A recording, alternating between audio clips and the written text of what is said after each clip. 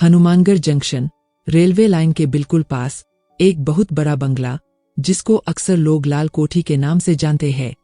Station master पदम की posting Ganganagar है। हफ्ते में एक बार कोठी पर आना होता है। बड़ी लड़की, बहुत होशियार, पूरे राजस्थान बोर्ड में पहले नंबर पर आकर टॉप किया। पदम को जैसे ही पता लगा कि बेटी ने पूरे राजस्थान में टॉप किया है, उसकी खुशी का ठिकाना न रहा। वो सीधा गंगानगर से हनुमानगढ़ की ट्रेन पर सवार हो गया। खुशी इतनी थी कि संभाले नहीं संभल रही थी। बस मन में यह था कि कब हनुमानगढ़ पहुंचे। हनुमानगढ़ पहुंचने से पहले ही रामलाल हलवाई को 20 किलो मोतीचूर के लड्डू का ऑर्डर दे दिया। सीधा हलवाई की दुकान पर गया, लड्डू उठाए और सोचा कब घर आए और बच्चों को सरप्राइज दूं। चुपके से दबे पाव गेट के अंदर रखे। अंदर से जोर जोर से हंसने की आवाजें आ रही थी। अंदर झांका तो म्यूजिक चल रहा था और निशा के 15 से 20 दोस्त म्यूजिक पर नाच रहे थे। निशा ने पिता को देखा, एक हल्की मुस्कुराहट दी और फिर से नाचने लगी। Cold drink, Kurkure, hot dog, pizza और न जाने क्या क्या सामान पार्टी में था। पदम सीधा रसोई में गया और पत्नी सोनम से कहा, सोनम यह क्या है? सोनम यह क्या है? कमाल है यार, पार्टी है और क्या है? हमारी बेटी पूरे राजस्थान में टॉप पर रही है तो पार्टी तो देगी ही अपने दोस्तों को। पदम, अरे बात पार्टी की नहीं है, अभी आज ही तो उसका रिजल्ट आया है। उसको पता है रिजल्ट की सुनते ही मैं घर भाग कर आऊंगा। क्या वह एक दिन इंतजार नहीं कर सकती थी? सोनम, अरे बाबा, आज वह जमाना नहीं है जो तुम्हारा था या मेरा था। आज वक्त बदल गया है।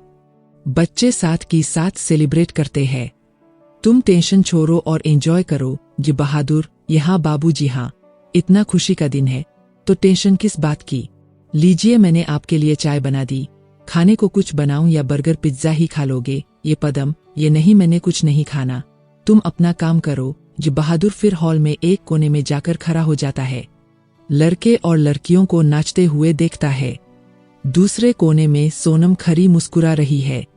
पदम ने चाय पी, उसके बाद सोचा चलो जो हुआ सो हुआ। वह भगवान जी के आगे लड्डू चढ़ाता है और भगवान से कहता है, यह ईश्वर जैसे बेटी को आज खुशियां दी है, आगे भी देते रहना। ये फिर सोचता है, चलो बच्चों को मोतीचूर के लड्डू खिलाकर आता हूँ।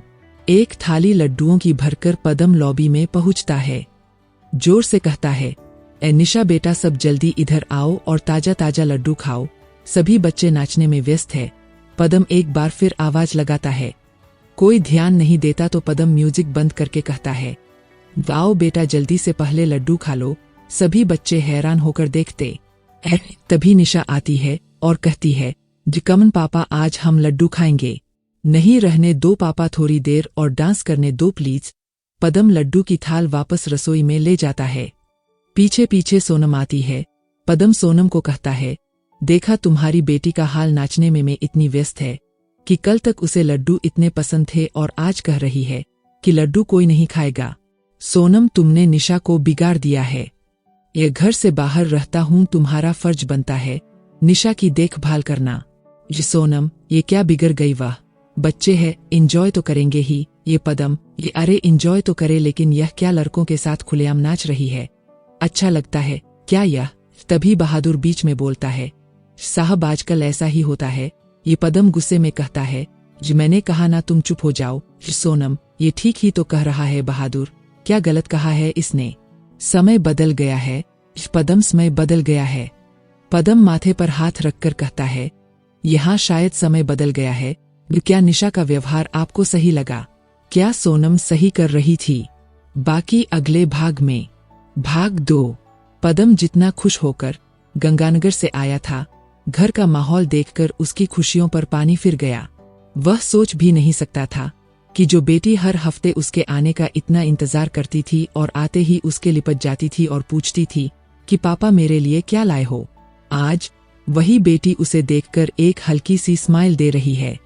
जो लड्डू देखकर खुश हो जाती थी, लगातार 3-4 लड्डू खा जाती थी, आज वही बेटी यह कह रही है कि क्या पापा आज हम लड्डू खाएंगे। पदम अपने कमरे में चला गया। म्यूजिक की आवाज उसके कानों में आ रही थी। उसने दोनों सिरहाने अपने कानों पर रख लिए और सोने की कोशिश करने लगा, पर नींद नहीं आ रही थी।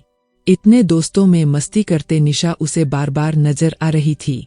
न जाने क्यों उसका मन विचलित था। उसे कोने में खड़ा बहादुर लड़कियों और लड़कों के डांस को देखकर खुश होता नजर आ रहा था, तो दूसरी तरफ सोनम डांस देखकर बहादुर की ओर देखकर मुस्कुरा रही थी।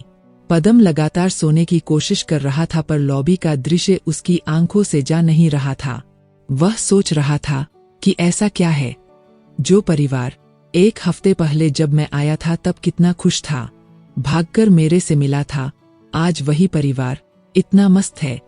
वह सोच में डूबा था कि तभी छोटी बेटी कविता पापा पापा करती कमरे में आ गई और जोर से पापा से लिपट के बोली, अरे पापा आप कब आए? ये कविता की आवाज सुनते ही पदम ने सिरहाना दूर रख दिया और कविता को बहुत प्यार से गोद में लिया और बोला, ओ मेरी छोटी बिटिया तुम कहाँ थी? कविता ने कहा, पापा मुझे यह डांस अच्छा नहीं लग रहा था, इसलिए अपने कमरे में बैठी टीवी देख रही थी। किचन में पानी लेने गई तो देखा लड्डू रखे थे, मैंने तभी समझ लिया कि जरूर पापा आए हैं और मैं भाग के यहाँ आ गया। पदम ने जोर से छोटी बेटी को गले लगा लिया और कहा, मेरी बेटी ने लड्डू खाए या नहीं? कविता ने कहा, खाती कैसे? मुझे लगा आप पहले भगवान का भोग लगाएंगे, इसलिए मैंने हाथ नहीं लगाया। पदम ने कहा, ये वाह मेरी बिटिया इतनी सयानी हो गई और मुझे तो पता ही नहीं। पदम, ये मेरी लारो, मेरी बिटिया, पापा ने भोग लगा दिया है, चलो हम दोनों चलकर रसोई में लड्डू खाते हैं। ये पदम कविता को गोद में उठाकर रसोई में ले जाता है और लड्डू उठाकर कविता के मुंह की तरफ करता है और कहता है, यह लो बेटा मेरे हाथों से लड्डू खाओ। ये कविता, ये नहीं पापा, पहले आप मेरे हाथों से खाएंगे, फिर आपकी गुड़िया रानी आपके हाथों से खाएगी। ये कविता की प्यार भरी बातें सुनकर पदम थोड़ी देर पहले हुई बहस को बिल्कुल भूल गया और दोनों बाप बेटी लड्डू खाने लगे। कविता ने कहा, ये पापा आज मैं आपके पास सो जाऊं? ये पदम, यहाँ बेटा हाँ क्यों नहीं, आज बिटिया रानी पापा के पास ही सोएगी। ये रात के 12 बज गए थे, म्यूजिक अभी भी चल रहा था। पदम और कविता की आंख लग गई थी। रात को 2 बजे पदम की आंख खुली तो देखा सारे बच्चे जा चुके थे। खुशी अपने कमरे में थी। निशा लॉबी में सोफे पर सो गई थी। सोफे के थोड़ी दूरी पर नीचे बिस्तर बिछाकर बहादुर सो रहा था। पदम को यह देखकर बिल्कुल अच्छा नहीं लगा, पर रात को 2 बजे उसने निशा को जगाना भी उचित नहीं समझा। सोचा कल सुबह उठेंगे तो निशा से बात करेंगे। पदम ने पानी पिया और कमरे की तरफ चल पड़ा। चलते हुए लॉबी में झांका तो ऐसा लग रहा था मानो निशा कोई सोने की एक्टिंग कर रही हो।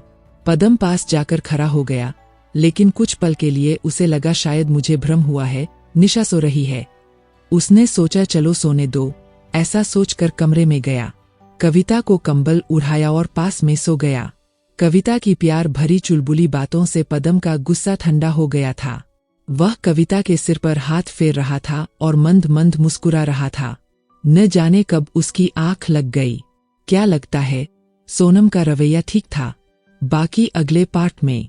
दोस्तों कहानी कैसी लगी मुझे अपनी राय जरूर दें। धन्यवाद।